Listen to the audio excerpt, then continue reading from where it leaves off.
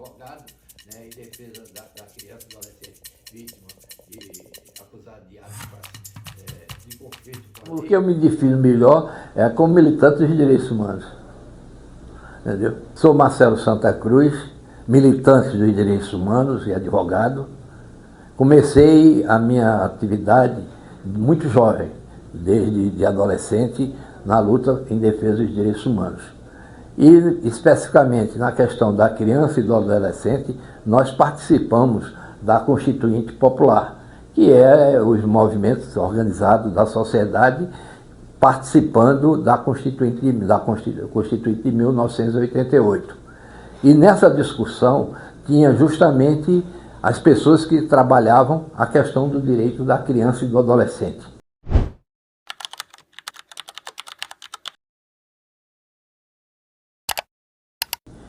Na época, existia a doutrina da situação irregular em relação aos adolescentes, né?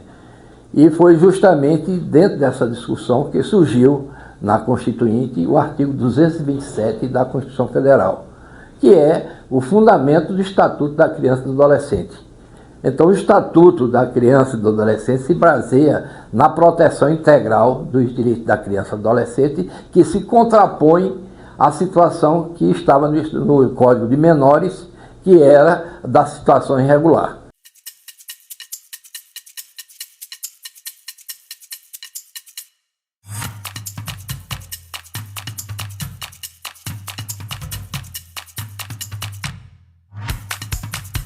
Baseado nessa discussão, posteriormente, em 1990, surgiu justamente o Centro Dom Helder Câmara. E eu, Melba, Marga e o Fernando Gonçalves e outras pessoas que tinham uma identidade que estavam participando da Constituinte Popular. Nessa discussão tinha justamente o grupo que trabalhava a questão dos direitos da criança e do adolescente. Essas pessoas, depois, em 1990, veio justamente fundar o SEDEC, e que surgiu num momento muito importante. Primeiro porque existia a normativa internacional em defesa da criança e do adolescente, que era de 1989. Surgiu em cima da Constituinte, que estabeleceu os fundamentos do Estatuto da Criança e do Adolescente, e que houve uma verdadeira revolução em relação aos direitos da criança e do adolescente.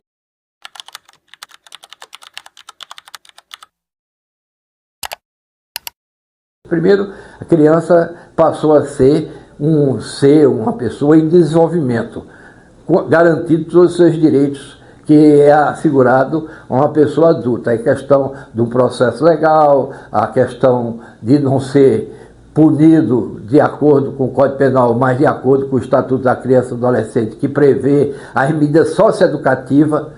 E o SEDEC, justamente, quando começou no início, tinha um atendimento jurídico às crianças vítimas e adolescentes de violência. O DCA, logo no início, teve uma luta muito grande na adequação do Estatuto, baseado no Estatuto da Criança e do Adolescente. Mas o que era mais presente na época em que foi criado o Estatuto era a violência que era cometida contra crianças e adolescentes. Que antes a criança era presa, inclusive vítima de violência, produzia essa violência cometida no próprio juizado de menores, que ele não tinha garantia. Nenhum direito ficava ao critério, pelo Código de Menor, ao juiz de menores, inclusive que morava na própria unidade de internamento na Fernando Vieira. Participava daquela questão do comissário de menores. Era a pessoa que recebia uma carteirazinha de Araque, que tinha direito a entrar em cinema, em ônibus, andar de graça, etc. E ficava também encarregado de fiscalizar, de apreender os adolescentes que estavam na rua, que eles diziam que estava em situação de abandono ou mesmo a questão da vadiagem. E era levado para o juizado de menores, ficava a critério do juiz se deveria entregar a família, se deveria permanecer lá algum tempo, né, recolhido no juizado de menores, e muitas vezes havia muitas denúncias de violência praticada pelos comissários que dava o respaldo, né, ou pelo menos prestava o serviço ao juiz de menores.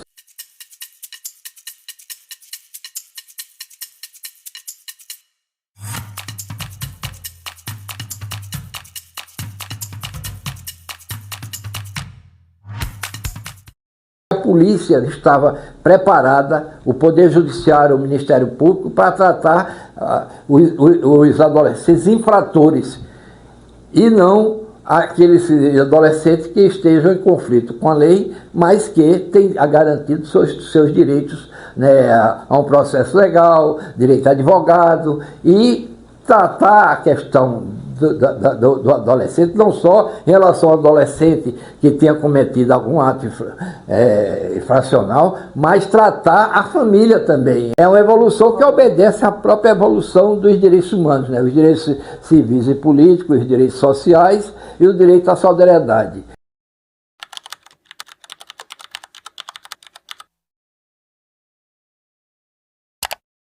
Baseado no Estatuto e baseado na própria evolução do nosso trabalho no SEDEC, passou a tratar a questão da criança e do adolescente em conflito com a lei, ou a criança mesmo em situação de abandono, em questão qualquer, dentro de uma visão bem ampla da proteção integral. Direito à família, quando a família falhar, a comunidade, quando falhar a comunidade, o Estado. Então passou a ter uma visão muito mais ampla do que a defesa jurídica do adolescente em conflito com a lei. Passou a também ter um trabalho que era feito junto à família, com psicólogo, com assistência social, e que esse trabalho, na sua evolução do DCA, tornou justamente o embrionário, né, da discussão mais ampla que resultou no sistema de garantias de direito, que hoje é considerado a principal obra que tem na defesa do direito da criança e do adolescente, não só a nível local, mas a nível nacional. Inclusive, à época, o CONANDA, que é o Conselho Nacional da Criança e do Adolescente, adotou o livro como um paradigma para ser distribuído em todos os conselhos, a ser adotado com todas as pessoas que trabalhavam o direito da criança e do adolescente. É um livro básico, né, que trata da questão da promoção, a questão do controle social, a questão da defesa, tratando os direitos da criança dentro de um sistema.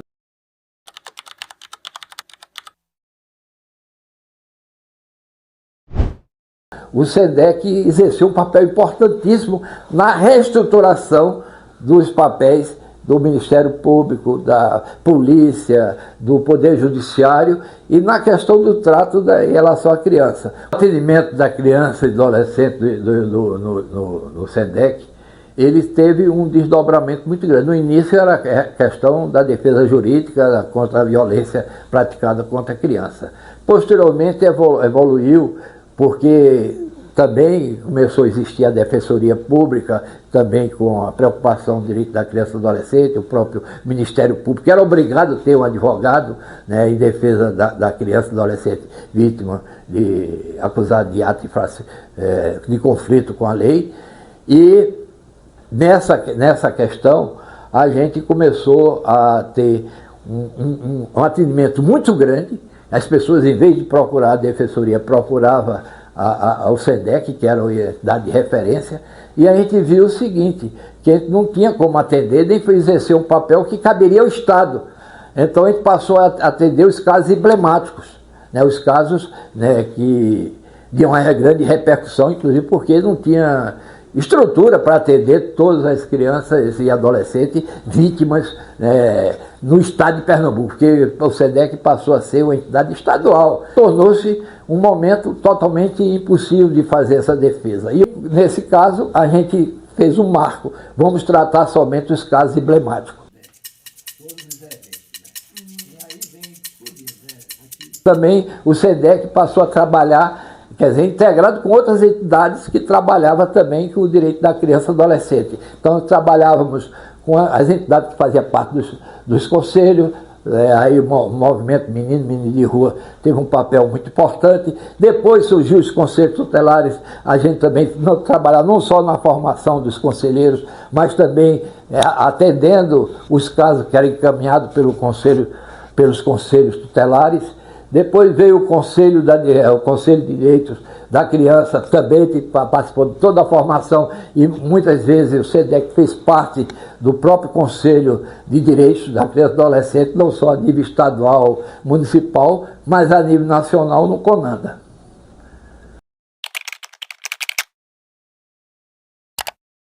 SEDEC é um centro de defesa fundamental que deveria ter maior apoio, né, dos governos estaduais, municipais e do próprio governo federal no direito da criança e do adolescente, porque a gente trabalha dentro de uma visão ampla dos direitos humanos e acompanha a evolução dos direitos humanos.